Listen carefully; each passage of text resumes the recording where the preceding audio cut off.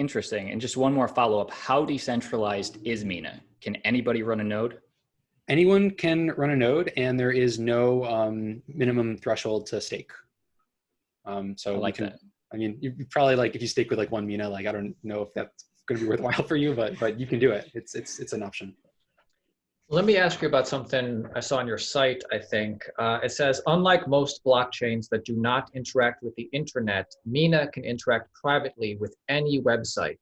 Could you elaborate on this, and why is this important for the average person? Yeah, so here's what we're thinking of, here's what we're building, and I think here's why it's cool.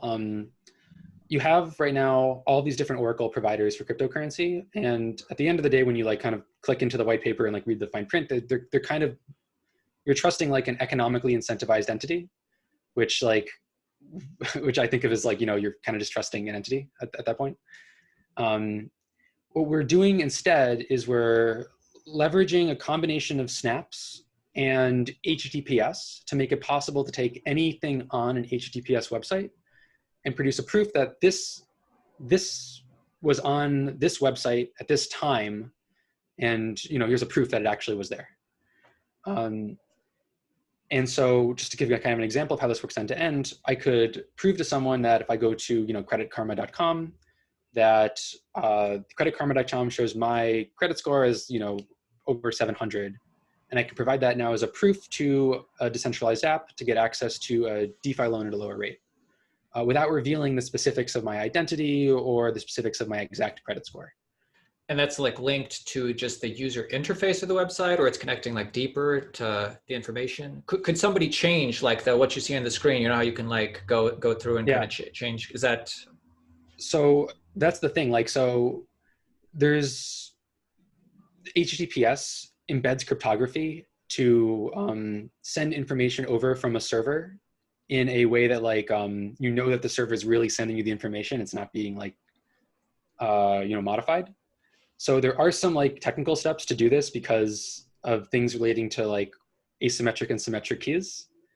but at the end of the day, you can, with pretty minimal trust guarantees, be sure that a user didn't modify anything on the page, that this is actually being served from, the certificate of, Credit Karma in this example, and not from the user. Interesting. You talked about oracles, or you just mentioned it, but let me ask you, what do you think about Chainlink, dude? Is it worth the hype, or what are your thoughts? I think that like the concept is worth the hype.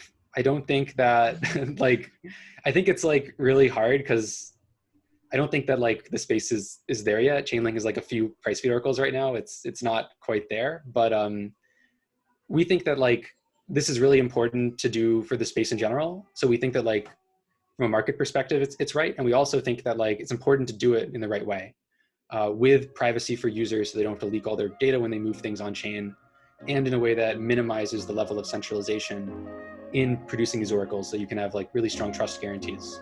So like, I don't know about Chainlink, but like we're very like bullish on the oracles in general in the space. They have, like, internet and crypto have to connect together if we're really gonna like build the next version of all this stuff. Yes, great clip.